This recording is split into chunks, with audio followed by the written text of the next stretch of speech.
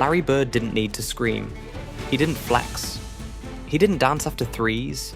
He just stared through you and then destroyed you. To most fans, Larry was just a shooter, a white boy with a sweet jumper and a team-first attitude. But to the players who faced him, he was a psychological assassin. Bird wasn't just competitive. He was mean, calculated, cold. He didn't just want to beat you. He wanted to humiliate you. With his mouth, and then with his game. He'd tell you the shot was coming, tell you where it was coming from, and then hit it right in your face. And if you disrespected him, even once, he never forgot. Bird turned slights into fuel, turned trash talk into trophies, turned rivalries into personal vendettas. Some guys he hated because of dirty play, others because they talked too much, and a few, he just hated them because they stood in the way. You didn't have to be a superstar. You just had to get under his skin.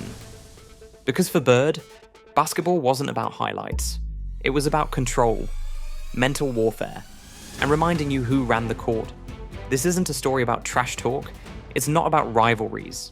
It's about targets. Marked, mocked, eliminated.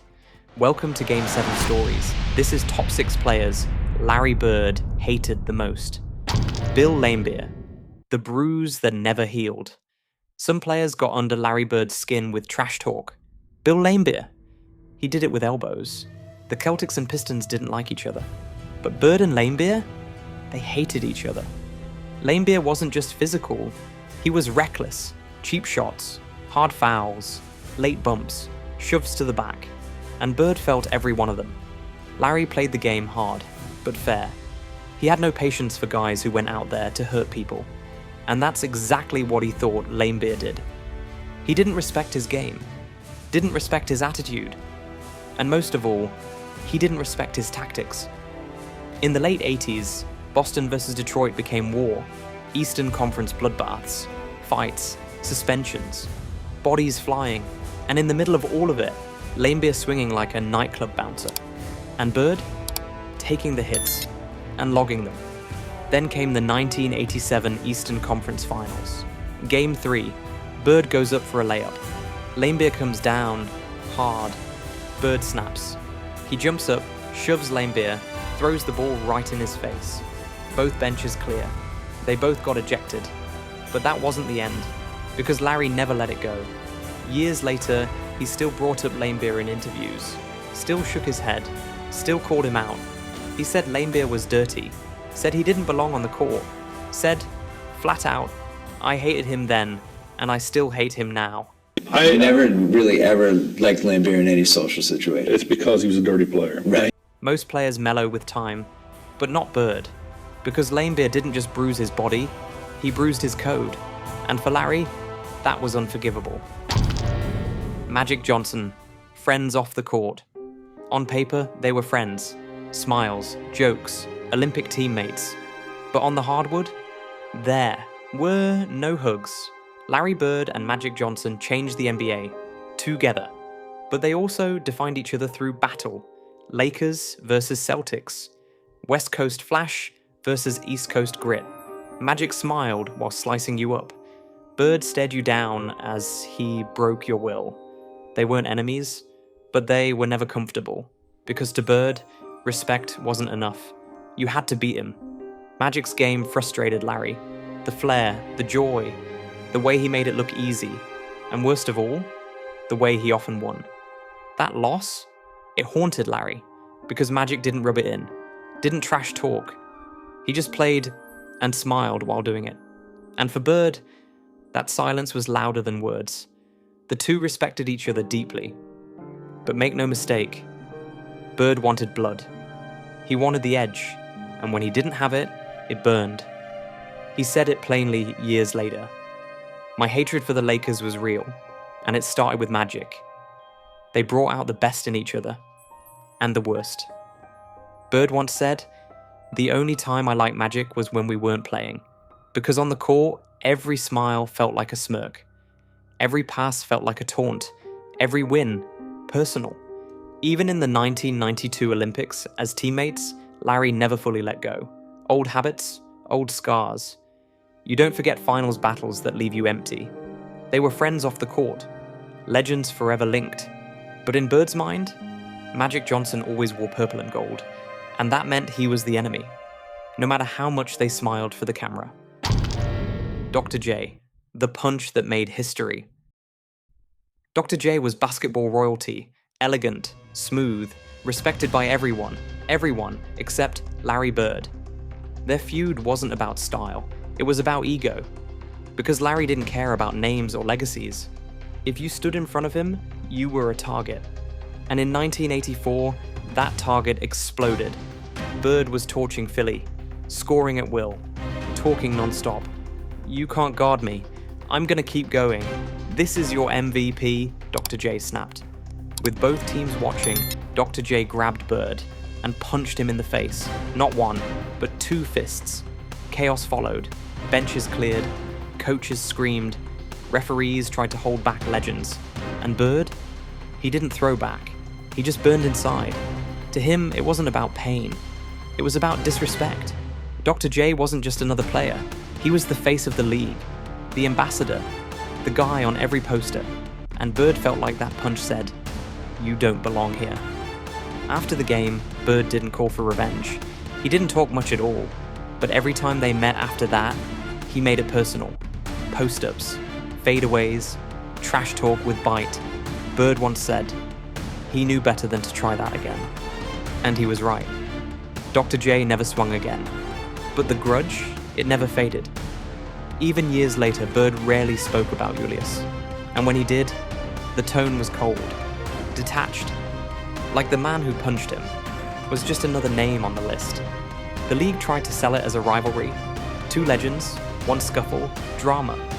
But to Larry, it wasn't a story. It was a scar. Because you don't swing on Larry Bird and expect to be remembered with love. You get remembered with silence and buckets.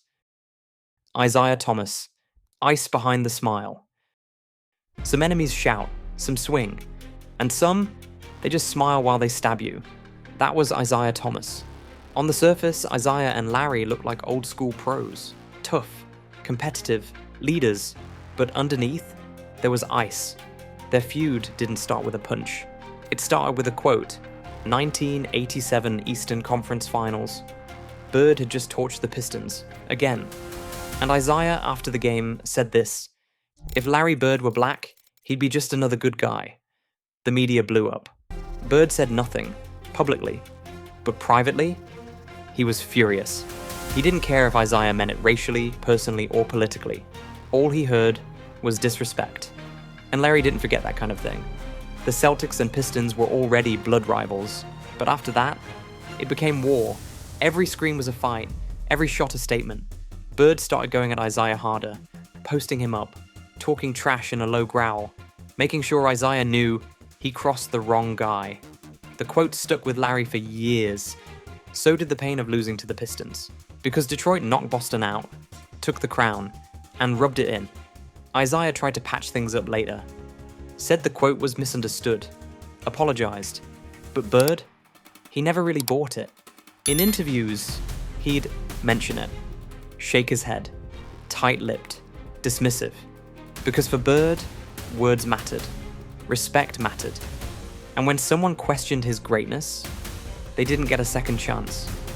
Even on the Dream Team years later, Bird didn't push for Isaiah. Neither did Magic. And Isaiah never made the cut. Coincidence? Hardly. Because Larry didn't care about politics. He cared about pride. And once Isaiah crossed that line, the handshake was never real again. Dennis Rodman, the rookie who talked too much. Before the hair, before the headlines, Dennis Rodman was just a rookie with hustle and a big mouth. In 1987, Rodman was still a nobody. Raw, unpolished, but already relentless. He came off the bench swinging, diving, clawing, bumping. The kind of player Bird usually respected. Until Rodman opened his mouth. After a playoff game where Bird cooked Detroit, again, Rodman said this: "Larry Bird is overrated. If he were black, he'd be average." Sound familiar? It echoed Isaiah's quote almost word for word. And this time, Bird had no patience left. Rodman wasn't a rival. He wasn't a peer. He was a rookie trying to define a legend. Bird didn't clap back, didn't make a scene, he just went to work. Larry torched the Pistons again. Same moves, same outcome. But with one difference, he made sure it was Rodman who felt it. He didn't yell, didn't showboat, just buckets, and stares that cut deeper than words. Rodman said later that he was just backing up his teammate, just being loyal. But Larry didn't care, because in his world, you earned respect with time, with sweat, with silence. And to him, Dennis hadn't earned anything. That Pistons team embraced the villain role. They lived for chaos. They wanted to rattle legends. But Bird? He wasn't wired for fear. He thrived on pressure, and he played with a memory like a trapdoor. Once you fell in, you never climbed back out. Rodman would go on to become one of the greatest defenders in NBA history. A Hall of Famer, a rebounding god. But to Bird, he'd always be the rookie who talked before he'd earned the right. That's how Larry punished people, not with revenge, with erasure. Rick Mahorn, pain in the paint. Rick Mahorn didn't hate Larry Bird, he just hit him like he did.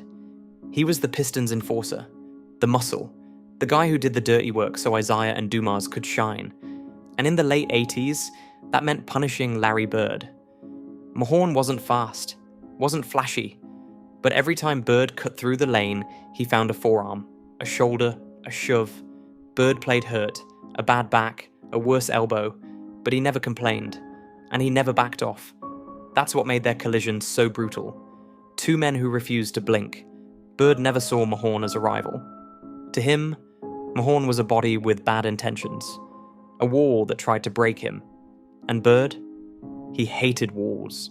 In Game 5 of the 1987 Eastern Conference Finals, Bird dove out of bounds to save a ball. Smashed into reporters. Bounced up and delivered the game-winning assist. Mahorn was guarding him. It wasn't just a great play. It was a message. You can't hit me hard enough to make me quit. Mahorn never changed his style. And Bird never changed his stance. He once said, "If I went soft in the paint, Mahorn made me pay. But I always got up. There was no friendship, no beef, just pain, shared and respected." But Bird still carried the bruises, and every time he saw Detroit across the schedule, he circled it. Because Mahorn wasn't the star. He wasn't the villain. He was just another name in the way. And Bird? He made a career out of going through people like that. Larry Bird never saw himself as a villain. He didn't play angry, he played honest. He told you what he was going to do, then did it. And if you took it personally, that was your problem. He didn't need drama. He didn't need the crowd to love him. He just needed you to remember what it felt like to be outplayed by someone who barely said a word. Larry didn't scream, he whispered. But what he whispered was usually true. And that's what hurt the most. To Larry, basketball wasn't just a game, it was chess in sneakers. And every time someone disrespected the board, he made sure they paid for it. He didn't hold grudges for drama. He held them because they motivated him, because they made the wins taste sharper, and the pain last longer, for you, not him. Even in retirement, Bird rarely softened. Didn't sugarcoat his rivalries, didn't rewrite history, because for him, the truth was enough. And the truth is this: if you crossed Larry Bird with a word, a hit, or a smirk, he remembered. And he didn't come for you with anger. He came with footwork, with pump fakes, with ice. You didn't have to throw punches. You didn't even have to be dirty. You just had to forget for 1 second who Larry Bird was. And that's all it took to end up on his list. This has been Game 7 Stories. Subscribe for more true tales of grudges, greatness, and legacy. And remember, Larry didn't talk trash to get in your head. He talked trash because it was true.